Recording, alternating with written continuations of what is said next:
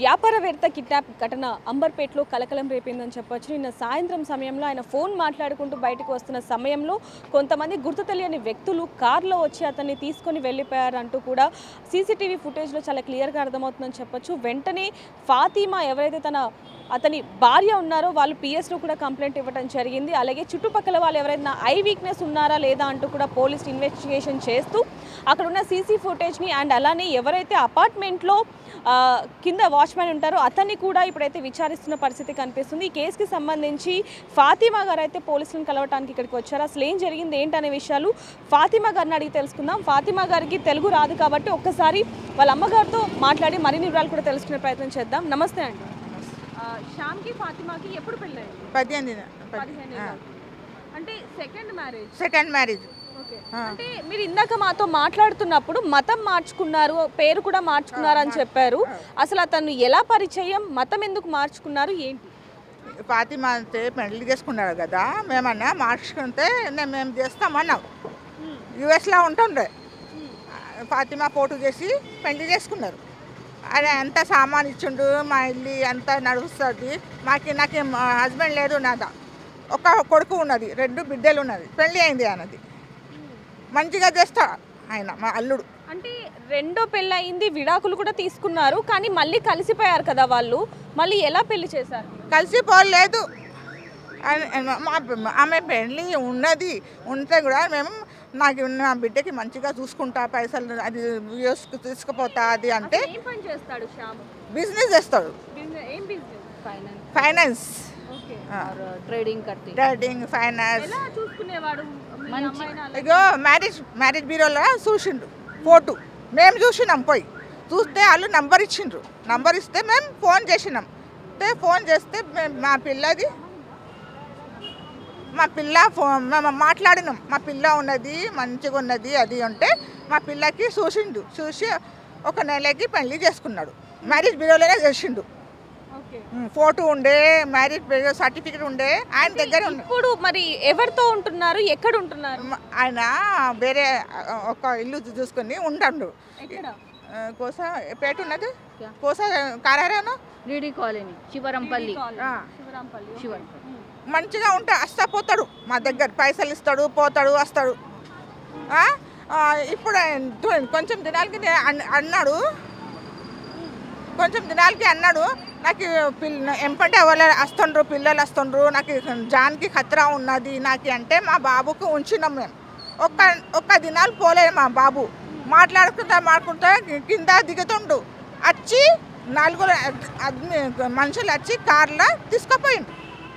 మీరుంటున్న ఇంట్లోనేనా ఇది జరిగింది? కాదు, అంటే మొదటి భార్య ఉన్నాయి? లే మొదటి భార్య కూడా లేదు, అలాగుంటాడు. అంటే ఇప్పుడు మీ ఎవరైతే ఫాతిమా ఉన్నారో ఫాతిమాతో సపరేట్ గా ఉంటున్నాడు, తను ఒక రూమ్ లో ఉంటున్నాడు. మరి మొదటి భార్యతో ఉంటున్నాడా ఇప్పుడు? అలాది ఏం లేదు. అసలు ఎవరు కిడ్నాప్ చేశారు ఇప్పుడు? ఓలనకి పైసలు ఇచ్చిండు ఉన్నాడు, ఏమో ఇయ్యలేడు ఆయన మా అల్లుడు. వాళ్ళని చేసిండు కిడ్నాప్. అంటే ఇదంతా కూడా ఫైనాన్స్ ఎక్కడైతే ఉందో అక్కడ నుంచి స్టార్ట్ అయింది. ఇప్పుడు ఎక్కడ ఉన్నారు? పోలీసులు ఏం చెప్తున్నారు? పోలీసులు అంటున్నారు మేము చేస్తున్నాం పని, మేము చేస్తున్నాం అంటుంది. ఇవాళ 4 దినాలు 3 దినాలు అయింది.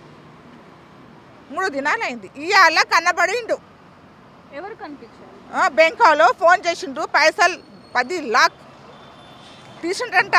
అందులో కలిసి బంజారా తీసుకొని ఆయనకి 2 మనుషులు వచ్చిండ్రు. రెంట్ కార్ తీసుకొని వచ్చిండ్రు. 2 మనుషులు ఉండే అందులో. ఆయనకి పైసలు తీసుకొని ఆమెకు కూడా ఆయనకు కూడా కార్లో తీసుకుపోయిండు. 10 లక్షలు డబ్బులు డ్రా చేసి ఒక రెడ్ కార్లో తీసుకొని రెడ్ కార్ లేదు, కార్లో. ఓకే, అది చేస్తున్న క్రమంలో ఇప్పుడు శ్యామ్ అరవటం కానీ లేకపోతే ఎవరికైనా ఫోన్ చేయటం, కొంచెం తోపులాట చేయడం ఇదేమి చెయ్యట్లేదా? అంటే ఇప్పుడు జరిగి కూడా 24 గంటలు ఎక్కువే అవుతుంది.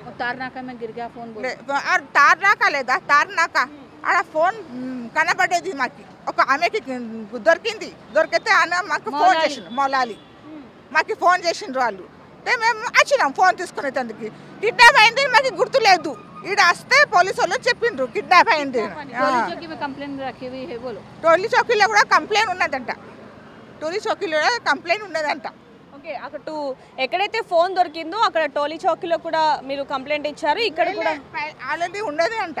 ఆల్రెడీ ఉన్నది. సో దీనికి సంబంధించి మనకు అనేక ప్రశ్నలు అయితే వస్తున్నాయని చెప్పొచ్చు. ఎందుకంటే ఒకవైపు నుంచి కిడ్నాప్ జరిగింది అంటూ కూడా ఫాతిమా చెప్తుంది. మొదటి భార్య మాత్రం అసలు నాకేమీ తెలియదు అంటూ కూడా తను చెప్తుంది. ఇప్పుడు పోలీసుల దగ్గరికి కూడా వచ్చింది. విచారణ చేసినప్పటికీ కూడా తను నార్మల్గానే ఉన్నట్టుగా అయితే చెప్తుందని చెప్పొచ్చు. కానీ దీన్ని అన్నిటికీ సంబంధించి ఒక కోణంలో ఇంకేదైనా సంబంధం ఉందా అంటే మనం పాత కేసులు కూడా చూసుకుంటే వివాహేతర సంబంధాల వల్లనే ఇలా కిడ్నాప్లు అయ్యి వాళ్ళ దగ్గరికి వెళ్ళిన సందర్భాలు కూడా ఉన్నాయి. కాబట్టి అదొక వర్షన్ కనిపిస్తుందని చెప్పొచ్చు. మరొక వైపు చూసుకుంటే ఇప్పటికీ కిడ్నాప్ అయి కొన్ని గంటలు అవుతున్నప్పటికీ కూడా, కొన్ని రోజులు అవుతున్నప్పటికీ కూడా ఇప్పటి వరకు అతని విషయాలు ఏం తెలియకపోవడంతో ఫాతిమా అయితే పోలీసు చెంతకైతే వచ్చిందని చెప్పొచ్చు. కానీ అసలు ఏం జరుగుతుంది అనేది మాత్రం ఒక ప్రశ్నగానే మిగిలింది. మరోవైపు చూసుకుంటే కనుక ఎవరైతే దుండగులు అతన్ని కిడ్నాప్ చేసి తీసుకెళ్లారో బంజారా హిల్స్లో 10 లక్షలు డ్రా చేసి అక్కడే రెంట్ కార్ కాబట్టి అక్కడే వదిలేసి వెళ్ళిపోయారు అనేది కూడా తెలుస్తుందని చెప్పొచ్చు. ఇప్పుడు ప్రస్తుతానికి శ్యామ్ ఎక్కడున్నాడు అనేది మాత్రం పెద్ద ప్రశ్నగా మారిందని చెప్పొచ్చు. దీనికి సంబంధించి మనం ఒకసారి తన మొదటి భార్య దగ్గరికి వెళ్ళి కూడా మరిన్ని వివరాలు తెలుసుకునే ప్రయత్నం చేద్దాం. మరిన్ని వార్తల కోసం చూస్తూనే ఉండండి బిగ్ టీవీ. కెమెరామ్యాన్ పరశురామ్తో రిపోర్టర్ దేవిక, హైదరాబాద్.